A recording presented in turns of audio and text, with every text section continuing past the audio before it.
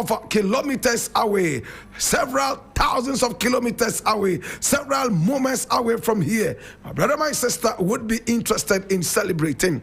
I have my guests in the house, and I'm going to ask them to introduce themselves, and then we jump into action. I will start with you, Deputy Mayor. Good morning. Good afternoon. Good afternoon, and thank you for having me. I mean, you can guide me on your dialect as to what do I say to a nation. All right. Please draw the microphone closer to you so we can hear you better. Thank you so much. Thank you. All right. What are the words you have learned so far? I mean, you've been here for a couple of days, things like that, right? What have you learned in terms of, I mean, the dialect? Have you learned any one word?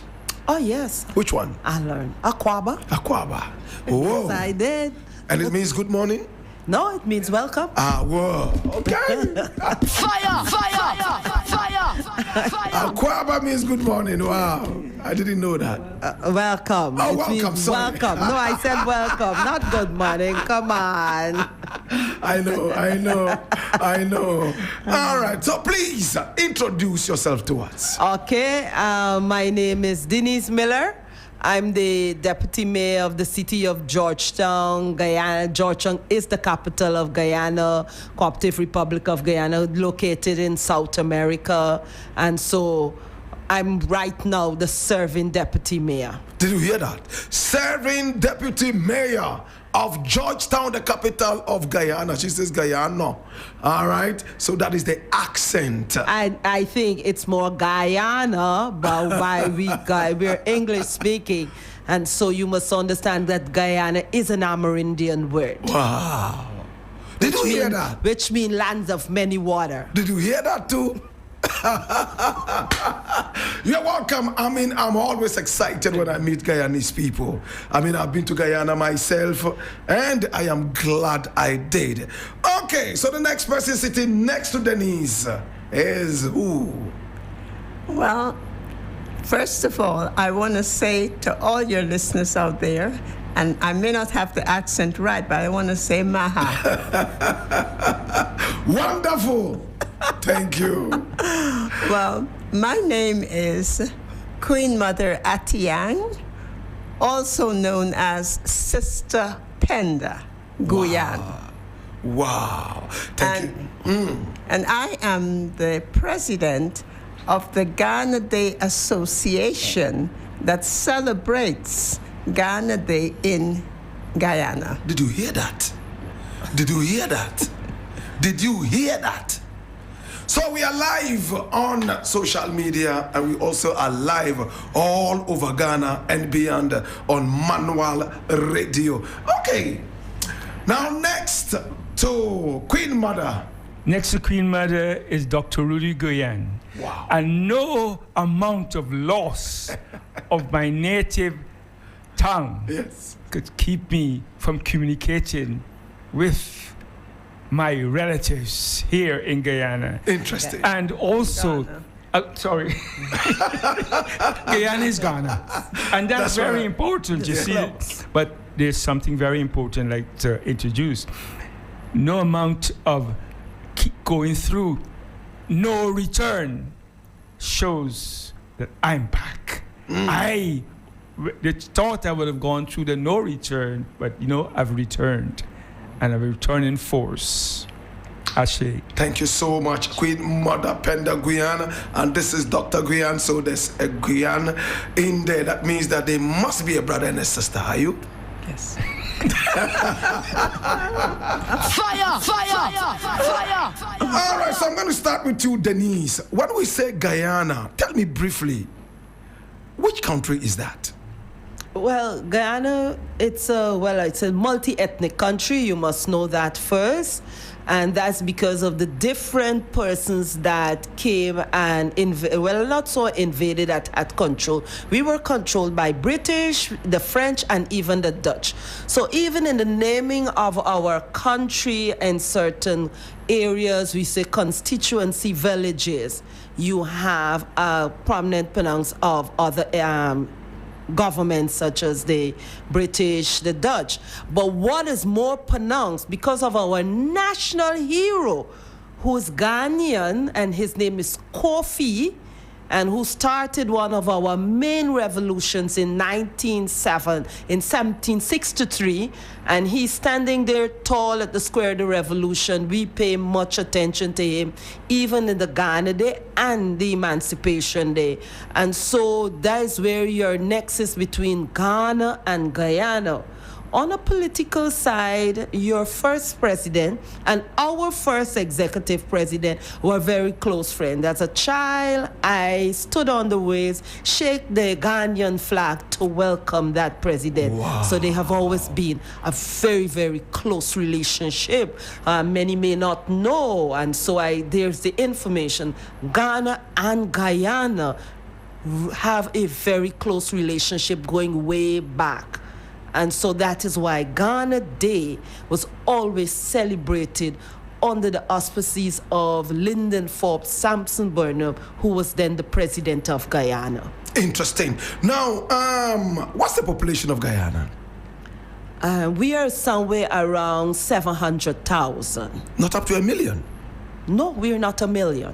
We're 700,000. As I said to them, if we lose all the population in Ghana, I have to use GPS to find them. Interesting. Interesting. How big is Guyana? Guyana is 83,000 square miles. And so even though in terms of land mass and population, we are somewhat not even use up a percentage of our land mass where our population is concerned. You have black people and you have Indians there. What is the percentages? What is the percentage like?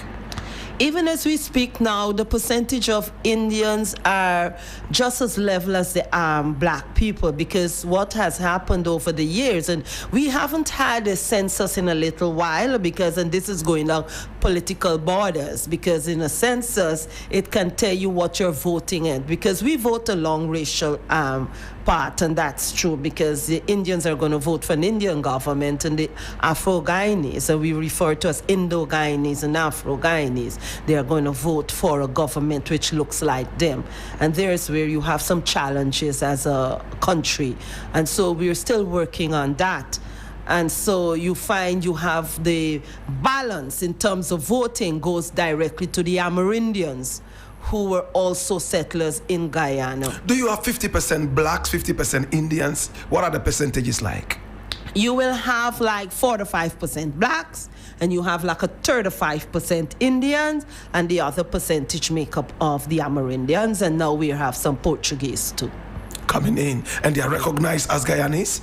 No, they're not. They're just what you call border people who come over the border because of economic struggles in Brazil. You have from Venezuela, and you have a lot of Cubans, because since the advent of oil and looking at oil, you find people see Guyana as a hub. Not forgetting the Chinese. We have a 10 or 15% of Chinese who are into the economic pie there in terms of operating businesses, a lot of large Chinese stores. And so you find you have Cubans, people coming from Venezuela, people coming from Brazil who shop commodities cross the borders. And so Guyana is an economic hub right now.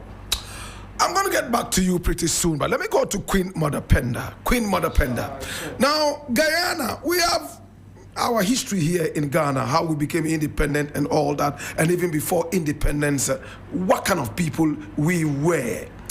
Take me through the history of Guyana. The Guyana that we know today, what is the history?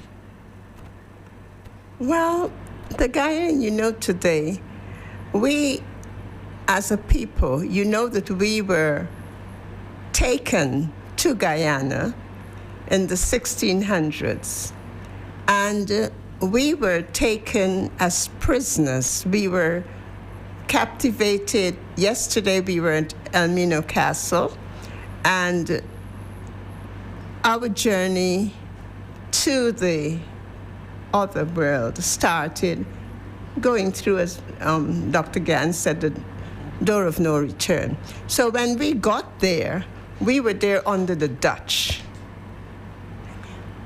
And we were the persons, because Guyana is below sea level, okay? So we were the persons who had to dig the canals, build a wall, the seawall, to keep the ocean out.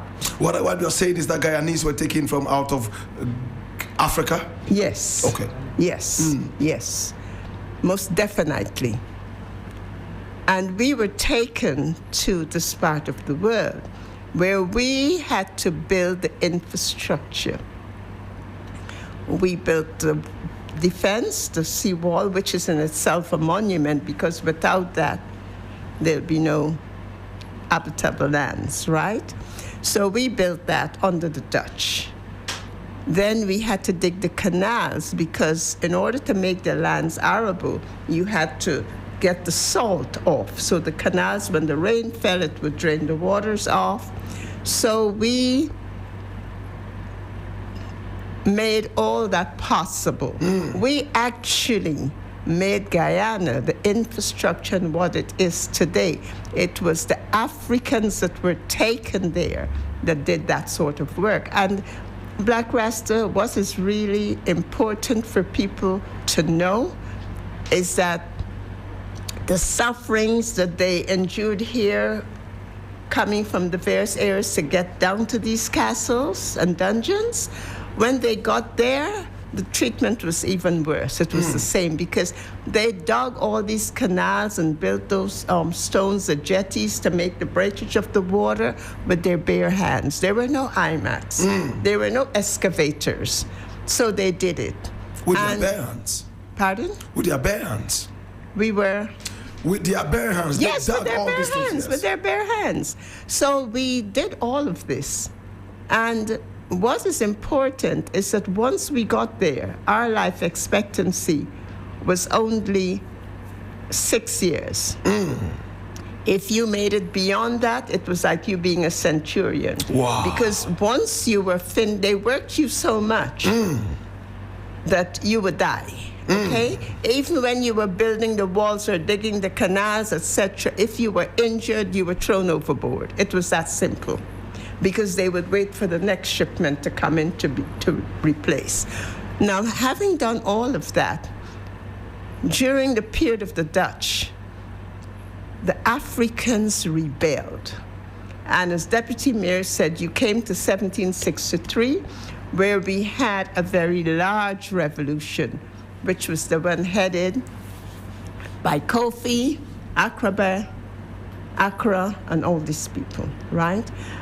That was a very successful revolution. They like to say it was not, but you don't hold a country, because at the time, Demerara was considered a country.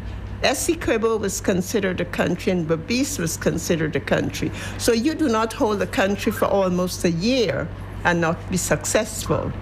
But of course, the Dutch had the British and other Dutch bring in ammunitions to help them to fight.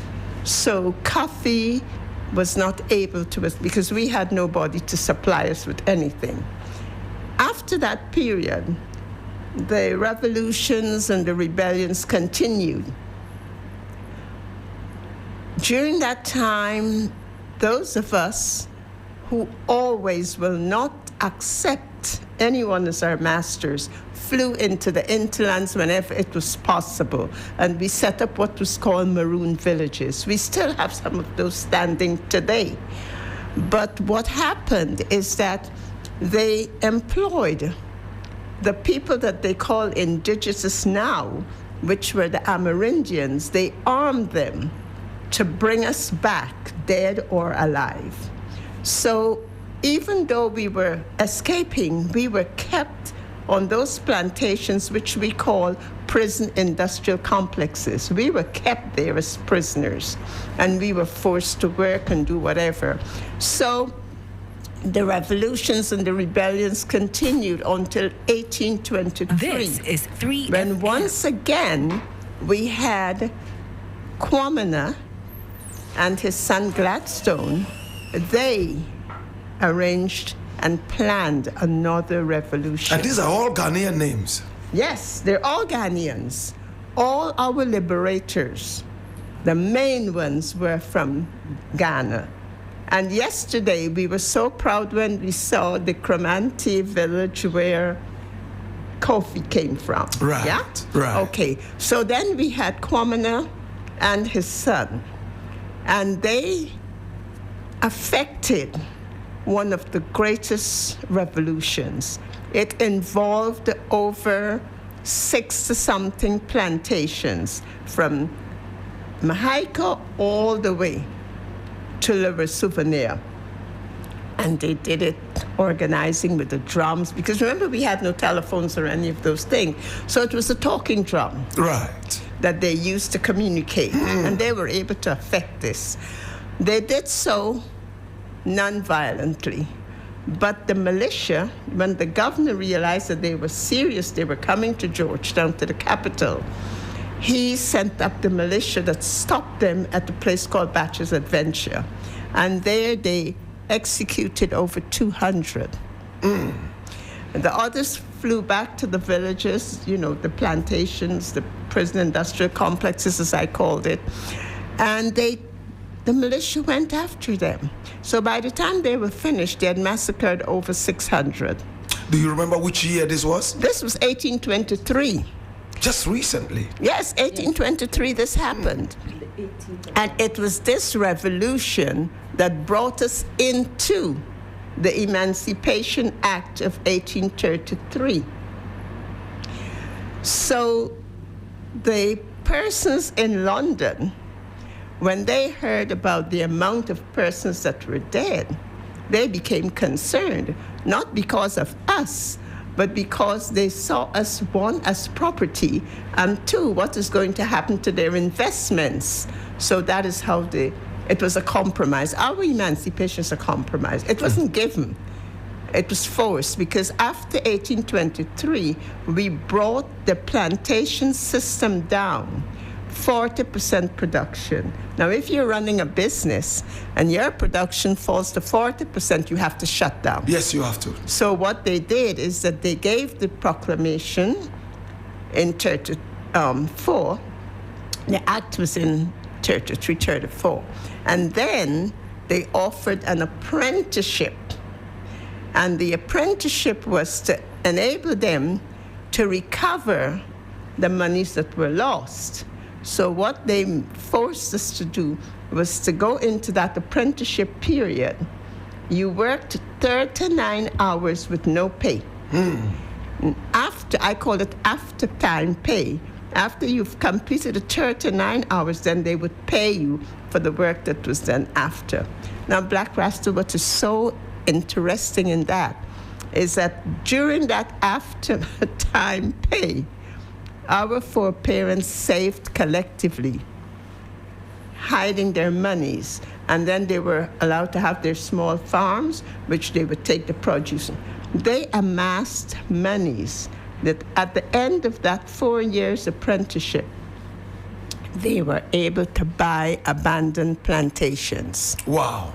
That is what were turned into the villages, yeah? So all that we have acquired, we bought.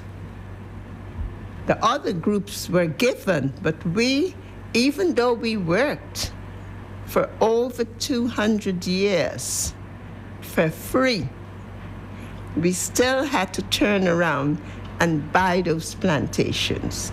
So having bought those plantations, when we started to work and plant, because we refused to go back to work for them, they flooded our villages. They flooded the crops. But that still didn't deter us. We kept, pressing on. And what they did, they made an act. They passed a law that we could not sell on the open market. We had to sell to the Portuguese that they had brought in. So I'm saying this to show you where we are. It is not a case to say, well, we don't know merchandise, we don't know how to run things. No, it is always that there's something there to prevent you as an African from going to the next step. Right. Did you name the country? But, oh yeah, because of my name. No. No, I'm asking. No, I'm just joking because the country is Guyana and my name is Guyana. No, I'm just joking. Yes. I mean, if black people were there before any of all these people, why is the country named after a name that is not black? Well, that is the main issue, because when someone else tells your story and someone else is telling you what the history is, because we're taught and we're told that the first persons on that landmass were the Amerindians. Really? Right? The indigenous people were the Amerindians. And that they are the first people and that they're native to that land. That's not so, because they came across the Bering Strait. And then Lucia, who they found several years ago, proved that we were on the landmass before any other ethnicity. You see the point? Right. So even though we were there, and they have acknowledged this, and even the people that they're calling indigenous and that they're the first people, 3 of their tribes came decades after we were brought there. So we were the ones that were there, but they have a way of trying to negate Of the country, water and land. You don't mind that it's not in the black man's language? No, Nigeria is not an African name, and it's there. So we take things as they are, and we are spiritual people. And as I said, we respect the land and respect all there is, and respect the land of many waters. That's beautiful. Deputy Mayor, do you agree, Dennis? I'll agree with him, honestly, because it speaks to the land. The Guyana, a land of many waters. And so I would want to retain that name. I wouldn't, move from that.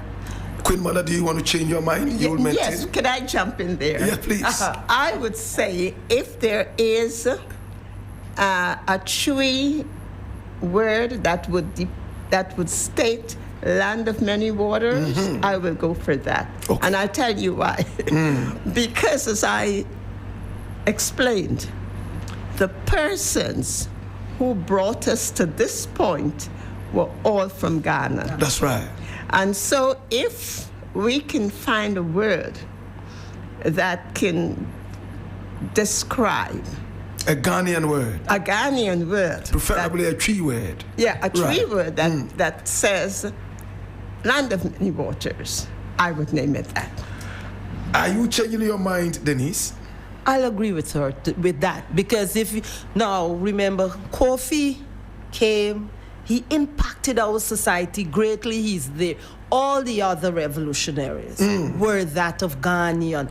If you look at our food, and I was saying, and I want to sidestep here, I was just saying, a sister, as I came in the car, I'm in charge of markets. And what I see in the market, it's a culture at home at me. So I feel very at home. Right. I understand their selling style, their aggression in the market. So here it is. I'm at home in Ghana because you operate. Your whole characteristics is that of a Guyanese. Right. So if we have to change that name, it must have some Ghanaian roots in it. Interesting. Yes, it must have some Ghanaian roots, because until you come to Ghana, you then understand where the link lies, because our culture, our mannerism, I'm saying, but they're like us. For real. And I see, in your operation every day, your characteristics every day. Yeah. So definitely, if never anybody wants to doubt that, you have to come to Ghana. And then you will recognize that, yes, our foreparents did come. Oh, when they spoke about fufu, the food, when you talk about so many, I notice you use a lot of porridge here. Guyanese believe in porridge. Guyanese believe in porridge, so it's Ghanaian. Dr. Gayan, tell me, why is it important to celebrate Ghana, using Ghana Day in Guyana? It is most important for us, everyone in Guyana. If it were not for Ghanaians, there would have been no Guyana. Interesting. And I must Did you hear that? Did you hear that? This and is I must say 3FM. this to even develop that even more. The Ghanaians, the Africans that came to that land are the only people that be considered indigenous. That's the first thing. The only people who were taken, who don't know why they're there. It's very important. Everybody else came as invaders. Even the people they lie and consider indigenous, they're not indigenous. The Indians? No, not the Indians, the Amerindians. The Amerindians. No Amerindians in South America is indigenous. They all came as invaders over a strip of land called the Bering Strait. They came from someplace from Asia. They don't even know where they came from, so therefore they have no ancestral knowledge. The only people on that continent that have ancestral knowledge are Africans. The Europeans don't know their ancestors. The British don't know their ancestors. They know their foreparents. The Portuguese, same, etc., etc. Well, the Chinese may a little better. But basically, the only people in the country Guyana that have ancestral consciousness are Africans. So however you put it, we have our roots, whether we like it or not. We have our roots there, although we don't know why we're there. Where, in fact, I usually say, everyone in Guyana today has an entrance program and an exit program. The only people in Guyana who are actually lost but did so much for Guyana are Africans, because we were dragged there. And we kept so confused that we hadn't a chance to make any plan why we're there, any plan of exit, so therefore we cannot compete. And that's another thing to understand what's happening in Guyana. They usually see us at the bottom of the whatever ladders there is. But that's because we haven't had a chance to plan, say why we're here, what we want to do, etc. Interesting. What's the difference between Indians and Amerindians? Oh, that's a great question. The reason is that I usually call Amerindian a derogatory term, a derogatory name. Where is Euro Indians? Why American Indians? Is Christopher Columbus set out to go to Asia. People say he lost, and this is what my brothers and sisters out there, I'd like you to know this. Christopher Columbus was not lost. At the time when they're planning, when Christopher Columbus was planning to go to India through another route, the cardinals of the church knew there was a land there. They got a map, from where? From my foreparents. My foreparents gave Europe a map. The cardinals of the church, of the Catholic Church, was concerned about this map. Right. Because if there is a land out there, how will we explain to the people that there was a flood? You see, everything is a lie. They would lie about the flood and all that. They were worried that if Christopher Columbus go there and they found people on the land there, how could we say that the world was flooded and everybody died? So the question you asked me, there's so many ways to approach it. But basically, this is how we're going to put it. How we fully put it. The Africans are there on a different program to everybody else. If I could, the only indigenous people there are the Africans. The only indigenous people that are not recognized are the Africans. We are never given what our real worth. And I stop there because there's a lot of probably further on, don't mind, I know what time we have. Everything pertaining to Africa and Africans are misdefined. So I really would like to just mention a few pertaining to that later when we... Right. I want to, if you allow me, to be more pronounced on the, what you call, the nexus or the connectivity between Guyana and Ghana. One must not lose sight that even the political party of which I hail from, the People's National Congress Reform, the color is black, red, and green, which is the Pan-African color. Lyndon Forbes Sampson Burnham at that time was very, very close with Pan-African movement. And so most of the brothers in the Pan-African movement in the continent of Africa, there was this closeness, there's this relationship. Pan-African then was a force to reckon with. Right. And it came to Guyana through Burnham and your first president, who all came, they were all friends. And so much so, he was the catalyst. Remember, his independence was first, before even ours. And so Burnham, for me, as I sit here, looked up to Ghana. And so to pay respect to the brother, he had Ghana Day established in Guyana. Interesting. Because remember, and the history is there, they got independence before, Ghana got independence before. And being part of the Pan-African movement, right, you recognize that, look, this is the elder brother from the continent who is showing us the way forward in terms of independence. Yeah. And so that's where we started. So the interesting thing is that Ghana got its independence before Guyana, but Guyana started celebrating Ghana's independence as if it was their own independence before they had their own independence. What do you do on Ghana Day, Queen Mother? Well, what we do is we celebrate Ghana because we understand the connectiveness, one. And two, as you know, it was the first English-speaking country in this sub-Saharan Africa to gain its independence. And we celebrate because we want to keep that connectivity. We celebrate because of our revolutionaries. And we celebrate because we want our people to understand the significance.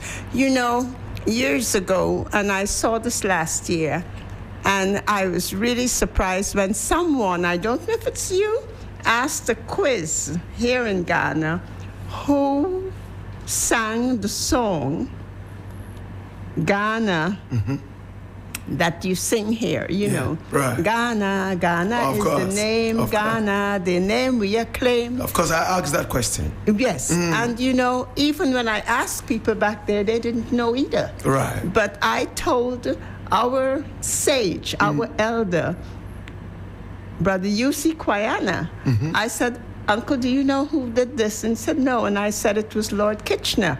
That was made specifically in 57. That's true. For the celebration of Ghana.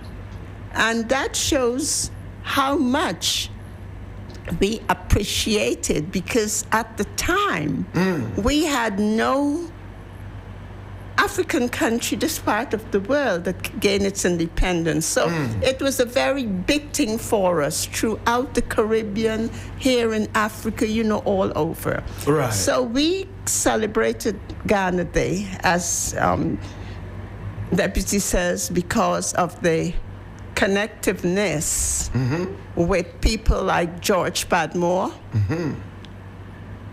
Kwame Nkrumah, you know, our own President Lyndon Forbes Burnham. They were all a part of the Pan-African movement. Right. Because when Nkrumah left United States of America and went in to to England. He met up with these people, and that's where the Pan-African movement was birthed. Right. So from there, they kept up that connectivity. And it was unfortunate that after the death of President Lyndon Form Sampson Burnham, the Ghana Day celebration, Guyana kind of wavered. But then we revitalized, we brought it back up again. And we are up and running with it, because what we do on that day is we celebrate, as you would hear, but then we have an educational aspect to it. And what we do is that we encourage our people to do presentations on various African countries, on Africa, etc. And we have Ghana Day Queens that research, and they would come forward on stage and say who they represented.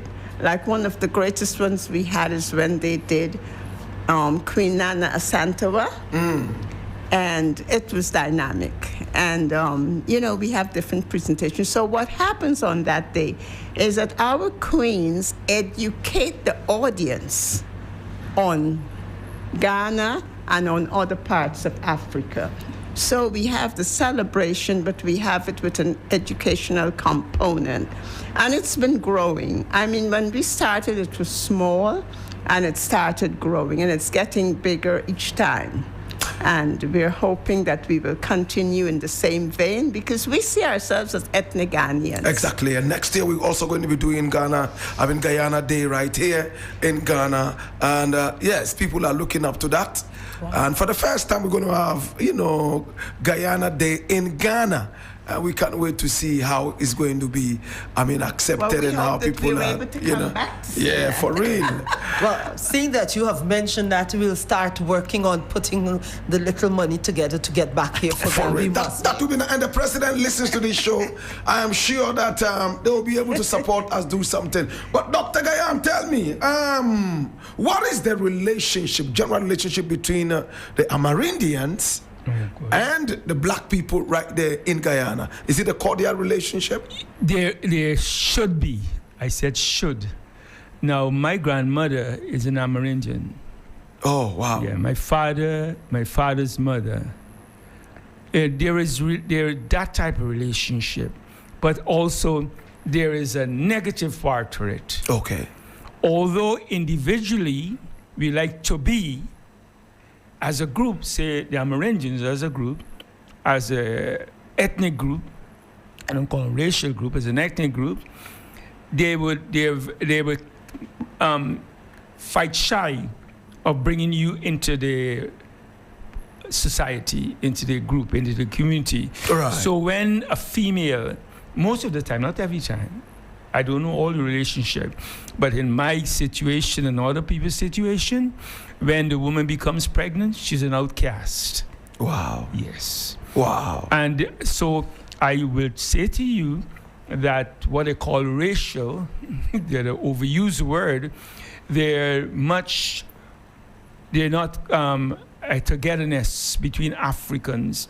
I give a quick example. During the time of before 1833 is when we had the so-called Emancipation Act. Before then, you had a lot of I call them communities or principalities in Guyana that were Afro, and I call them the not Amerindian, but they're the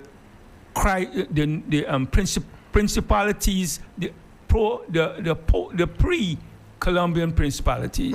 I'm trying to get a name for them. Now, those people, we worked together, and they had a lot of so-called Afro Amerindian tribes. Now, there isn't one. They're being exterminated, and I'm saying this officially. Oh, really? Yes. You don't have Afro-Amerindian? Tribes.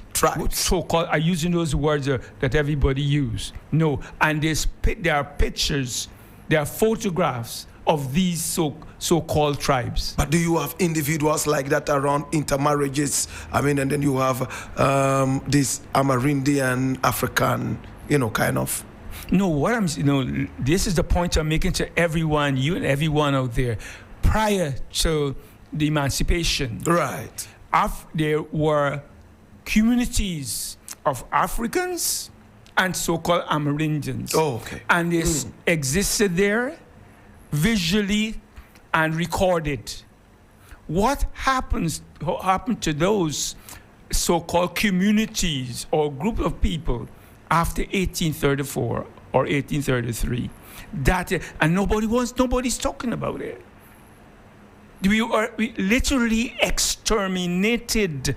And that is, I'm saying this on air, I'm saying this to everyone. The Africans who lived in community with the Amerindians in Guyana were exterminated. You can't find them. You can't find one African and Amerindian community in Guyana.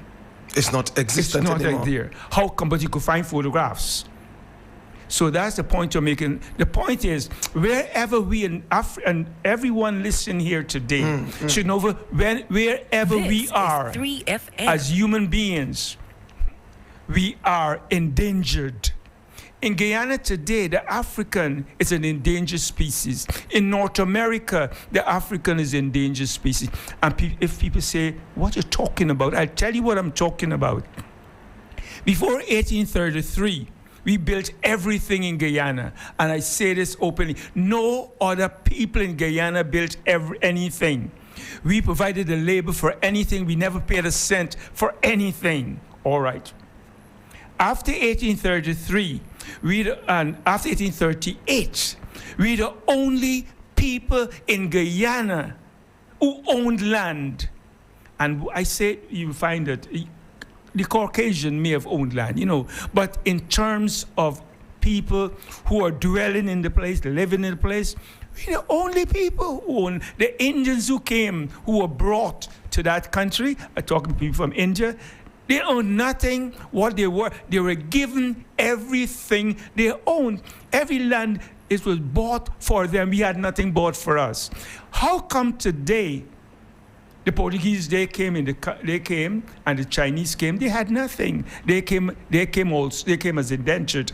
How come we who owned so many villages, eventually called them villages, today own less land than any other group in Guyana? The Portuguese are only about, say, 9,000 people or so, and they own more land than Africans. Right. The Amerindians own 14% of Guyana. Officially, they're the largest landowners. The land was given to them.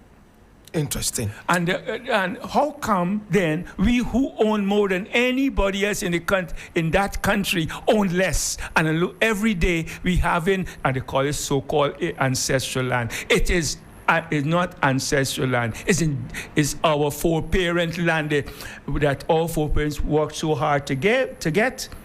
We lose it, every bit of it. Right. This is 3FM.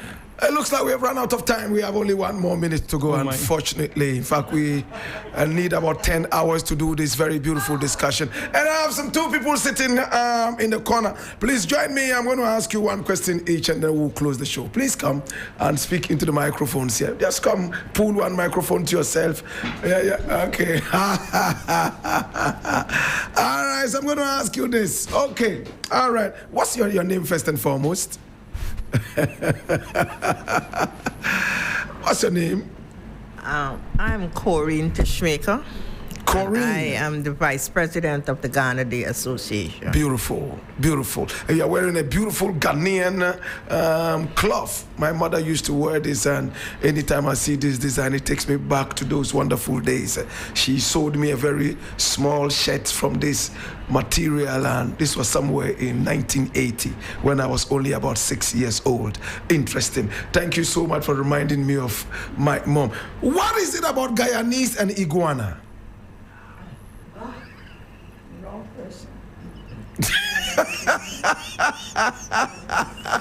She didn't expect that. The thing about it with Guyanese and iguana, I am going to tell you, I have a phobia for iguanas because the first time my father bought the iguana, you know, they have a saying that when your parents... Producer, find me a photograph of iguana. Let's put it out. Iguana.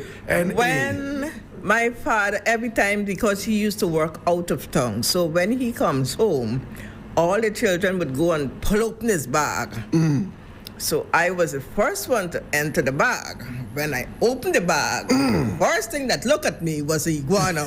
But I hit the backyard. So iguanas and me, no. So you've never eaten iguanas? No, I refuse to eat it when I saw it like that. All right, so this is what the iguana looks like. Yeah. Ooh. All right. Okay, please introduce yourself to us, and I will ask you the same question. If you enjoy iguana meat. I am Marcia. Marcia. Yes. Nice having you here. Thank you. You like iguana meat, right? A lot of Guyanese. I hear it's your national meat right there in Guyana. True? Yes, it is a national meat for a lot of Guyanese. But Please closer to the microphone, please. Or just pull it close to you. Yes. yes, it is a national meat for Guyanese. But to be honest, just like Sister Corinne, I am not an iguana person. Of course, those meals were cooked in my home because my mom, she's from what we call one of the rivering area in Guyana. That's called Fort Island. So a lot of wild meat, they would practically prepare and eat. But for me, no. You've never eaten it? No. How do you slaughter this thing? I'm just wondering, how do you slaughter? Do you slaughter it or just throw it in the hot water, hot soup? I know it's for the two of them, but they don't know. They don't. You slaughter it by just having a pin and you put it in the mold of the iguana and it's dead. Oh, wow. A simple pin. In the mold, it's dead. And then you put it in the hot water. Okay. You put it right there in the mold. Just a simple pin. And it kills it instantly. And then what you would do is then put it in the boiling water and take all the scales off. What does it taste like? Fish? Delicious. It's better than fish, it's better than chicken, it's better than goat. Wow. It's one of the best meals you can have. What can you eat this with? Roti? What? Anything. You eat it with roti, you eat it with rice. You can even eat it with fufu. Wow. If you make it into a nice curried sauce. We don't have this in Ghana, but we have lizards that look like this. Oh no, I wouldn't chance the lizard. The next time we come, I promise I will bring you some dried iguanas. Oh, unfortunately, I'm vegan. Oh well, you're like me. I stopped eating those things. Oh, wow. You start. So this is Guyana's favorite meat. It is called an iguana. You know, this is not a lizard. Ghanaians don't know this animal. Is it a reptile? Ghanaians don't know it. That eat only green. Ah. It lives vegetation. It lives in the trees, and you see the guys climbing to catch it. Does it bite? Of course. It does. It bites. Defense mechanism. Does it bite? I hope so, because, I'm far from it. Yeah. Okay. So it bites. When you see it, be very careful. It does bite. But she says a small pin right in the mold there, and it's dead. And then, you can cook it into some nice, jollof or some fufu delicious. or something. And I believe it has intestines, so you'd have to look for the intestines too and drain the intestines and all that. That is what it is. And they're better when they're with eggs. Oh. Most of the persons the eggs are extremely delicious and nutritious at the same time. Oh, do they lay I eggs? see my mom whenever Yes, they they buy. Oh, they lay eggs? Yeah. Wow. She always look for the ones that are loaded with eggs. Wow. And the eggs it's cooked also with the coconut milk. Mm-hmm. Yeah. How are the eggs? How big are they? They're small. They're on a string. Oh, it's a string. Yeah. Ah, They're a string. like the eggs of a frog. And they lay the eggs in sand. Sana. Ah. For example, if you are a community that are making coal, wood coal, they would destroy your pile because you will have your thing making your coal and you need no oxygen in there. But they'll come, they go, lay their eggs, and oxygen will get into your pit. Thank you so much. Well, I'll give the final words to you. Yeah, we have run out of time. Anything you want to say? You've been in Ghana, you've gone to the castle, what you have seen, whatever you want to share with the millions of viewers and listeners we have, please go ahead. Okay, we were lucky to go and visit, lucky or unlucky to go and visit the El Nino Castle and the place of the last bath. And the place of the last bath was okay, but when I reached to the El Nino Castle, the first tour was to the main dungeons. That was kind of like okay. But when I went to the female dungeons, I went to the door and I stepped out. It was too much for me. I couldn't understand such humanity. And I was lucky. My grandmother, her father was from Ghana. So she used to tell us stories because she knew her grandfather. So I had a little, he traveled the journey to Guyana. Wow. Yeah. Well, I want to say thank you so much for joining us. Unfortunately, we've run out of time.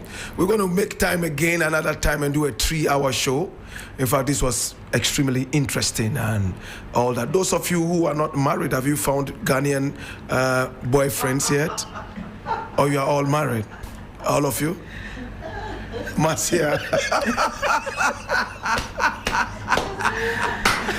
Okay, so thank you so much. I appreciate you for coming on the show. Thank you so much. We love you. And we're hoping to see you again next year when we do the Guyana